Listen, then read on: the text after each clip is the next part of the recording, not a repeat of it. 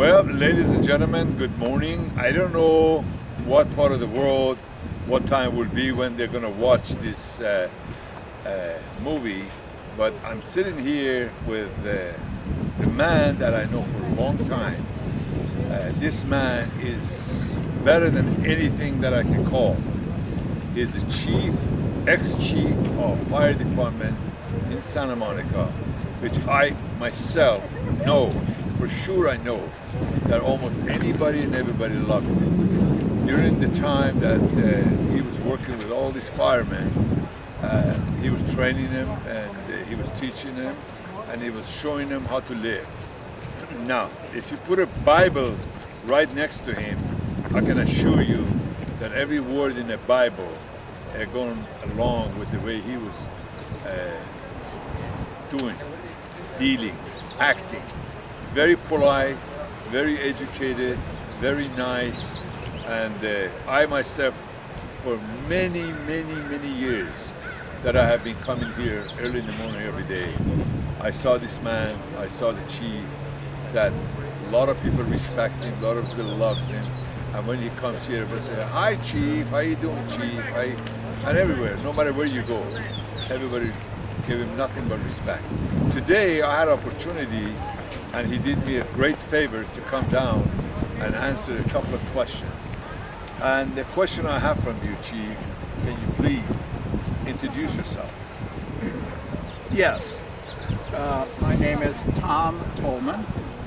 I was born and raised in Santa Monica, although my parents did move to the Venice area when I was 4 years old.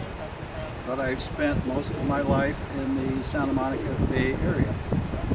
I was educated here at Venice High School, where I graduated several years ago. I was honored to earn a scholarship to the University of Southern California as a result of my playing football in high school. That's right.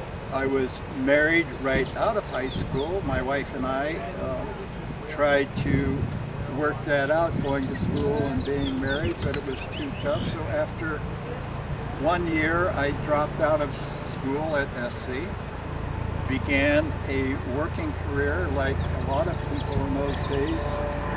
You had to work to get by. I had several miscellaneous jobs until I was about 26 years old, and then I became aware of an opportunity to become an LA City firefighter. That's right. My brother was on the department and encouraged me to take the test, which I did. I was successful and was appointed to the Los Angeles City Fire Department in December of 1955. That's where my career began. Best thing about the fire department, in addition to having a career that is exciting every single day, you have wonderful opportunities to advance through the ranks. That's correct. And I took advantage of those opportunities and studied hard, worked hard, and made several promotions. I made captain of the fire department, became a battalion chief, subsequently an assistant fire chief. I was in that position for several years. When the opportunity to come to the city of Santa Monica came open, a friend of mine had been the fire chief in Santa Monica for many years, decided to retire. When I heard that, I called him and asked him about the opportunity to become the fire chief in Santa Monica. He encouraged me to take the test. That's right. It was a national search for a new chief in the department. They were interested in someone that could bring experience and background to the city, because the city in those days was growing very fast. That's right. I took the test, was successful, received an appointment as a fire chief in Santa Monica, and the date's going to escape me a lot, but it's okay. It's all right. 1979. And as a result of that appointment, I retired from the Los Angeles City Fire Department, and I was the fire chief in Santa Monica from 1979 to 1991. That's So correct. I've only been retired for 22 years. But I think as it goes to what you were talking about, I've enjoyed 22 years of retirement because over the years I did whatever I could or whatever I was advised to do to maintain proper physical fitness. Right. As most people will understand, firefighting is a very stressful occupation, not only from the standpoint of physical stress, but emotional stress as well. And physical conditioning is a key to a successful career in the firefighting business. You have to work hard at maintaining that physical fitness, and it's as big a job as the job itself, because every single day you're liable to be faced with any number of emergencies that will require not only physical skill but the ability to emotionally handle the situation as it develops. That's right. As you can see yourself, from the beginning, this chief over here started explaining about the physical fitness. Now, Chief, I cannot ask you a lot of questions because if I was going to talk to you about all these years that I know you and I know what you have done here to me personally, I can see that we can write about 5 or 6 books. Yes. And but for people that they're going to listen and enjoy and knowing that why everybody in the world loves fire department, fire guys, and firemen, and Dalmatians, you know, the truck you guys have, and all that. And the question I have, what has Muscle Beach or Santa Monica Beach has done for you? Well, from the time that I was a very small child, the area between Santa Monica Pier and what in the old days was Sunset Pier Right. in Venice Right. was a virtual playground for all of us growing up. That's good. Not only did we just stay in our own neighborhood, but we took advantage of everything that was offered to us that's about 1.5 miles worth of coastline. That's right. And you could come to Santa Monica Beach, and when I was growing up, it was called Muscle Beach mainly because of the physical activities of the people that came here. There was not in those days a lot of weightlifting. Right. It was physical activities on bars. It was physical activities where young men and young women would do physical stunts, flips, and hand-to-hand Right. things of that nature. And if you were a spectator, it just caused you to want to be in the same physical condition that these performers were. That's correct. They provided role modeling for a lot of us. And as a result of that, not only myself, but a lot of other people body surfed, board surfed, jogged on the beach, played volleyball, did all of those things that you didn't believe that you were in a physical fitness program. That's right. But it resulted in physical fitness for all of us. That's correct. It was a groundbreaker for physical fitness because people became aware of the advantages that everyone had that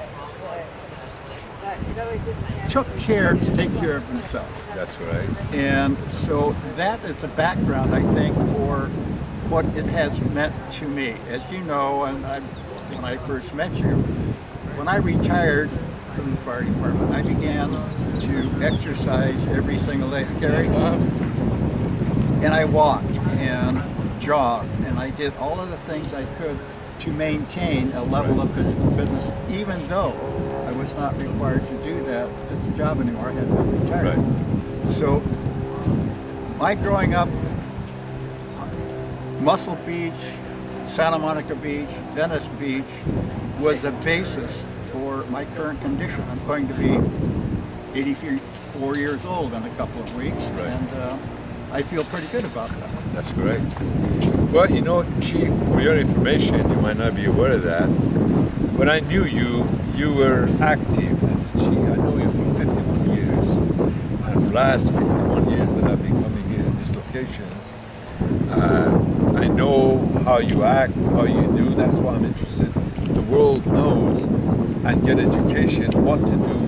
Not be struck with cancer, not be struck with AIDS, not pinched nerve, and all that stuff that you probably had the experience. Now, you were lucky.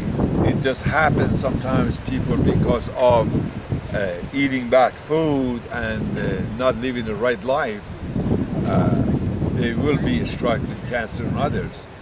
However, I personally myself in my professional situation that I am right now, been for the past good many years, I can assure you that the reason you haven't been struck with all these diseases is because of the way you have lived and the way you have to act. Now, do you have any advice for people out in the world? What to do not to get a strike with all these diseases going on? We have 136 million cancer patients in the United States at this time. And according to Cancer Institute, we're going to have 2 million a year adding up. Well, that's a very difficult question for me to answer. I'm certainly not prepared from an educational standpoint, a professional standpoint, to be giving medical advice regarding any type of ailment.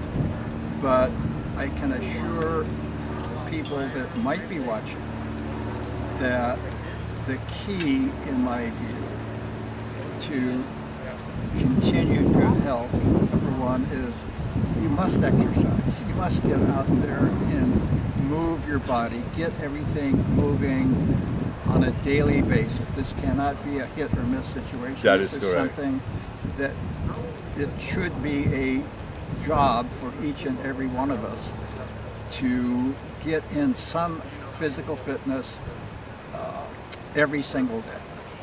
The key to nutrition, obviously, is well-balanced diet, and not only on a daily basis, but forever.